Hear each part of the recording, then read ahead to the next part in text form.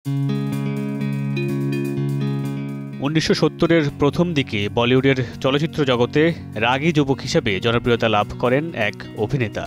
সময়ের সঙ্গে সঙ্গে যিনি হয়ে ওঠেন ভারতীয় চলচ্চিত্রের ইতিহাসের সবচেয়ে গুরুত্বপূর্ণ ব্যক্তি, মেগা স্টার অমিতাভ বচ্চন। বরাবরই সামাজিক মাধ্যমে বেশ সক্রিয় অমিতাভ। এক্স হ্যান্ডেল এবং ইনস্টাগ্রামে প্রায় বিভিন্ন বিষয়ে মন্তব্য করতে দেখা যায় এই অভিনেতাকে। তবে বর্তমানে সময়টা ভালো যাচ্ছে না বচ্চন পরিবারের। অভিষেক ও ঐশ্বরিয়ার বিবাহ বিচ্ছেদের গুঞ্জনের বিষয়টি নিয়ে খানিকটা অস্বস্তিতে আছেন তারা। এসবের মধ্যেই সামাজিক যোগাযোগ মাধ্যমে এসে ক্ষমা চাইলেন অমিতাভ বচ্চন।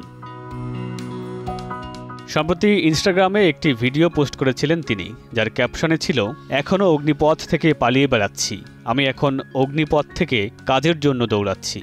ভিডিও দেখে ভক্ত অনুরাগীরা অবাক হয়েছিলেন। তবে ভিডিও ক্লিপটি অগ্নিপথের ছিল না, ভিডিওটি ছিল অমিতাভ অভিনীত আকাইলা সিনেমার ভিডিও।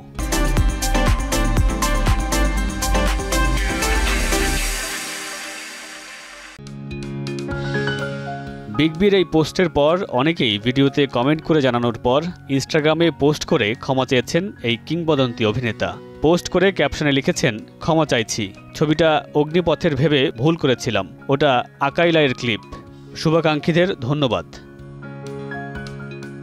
বর্তমানে বক্স অফিস কাঁপাচ্ছে কালকি 2989 এডি। দর্শকদের মুখে মুখে শুধু অমিতাভের অভিনয়ের প্রশংসা। সিনেমা সমালোচকরা বলছেন ৮১ বছর বয়সেও তার স্ক্রিন প্রেজেন্স চমকে দেওয়ার মতো। কালকির সাফল্য অমিতাভ বেশ উপভোগ করছেন। মামুনুর রশিদ পনেল, সময় সংবাদ।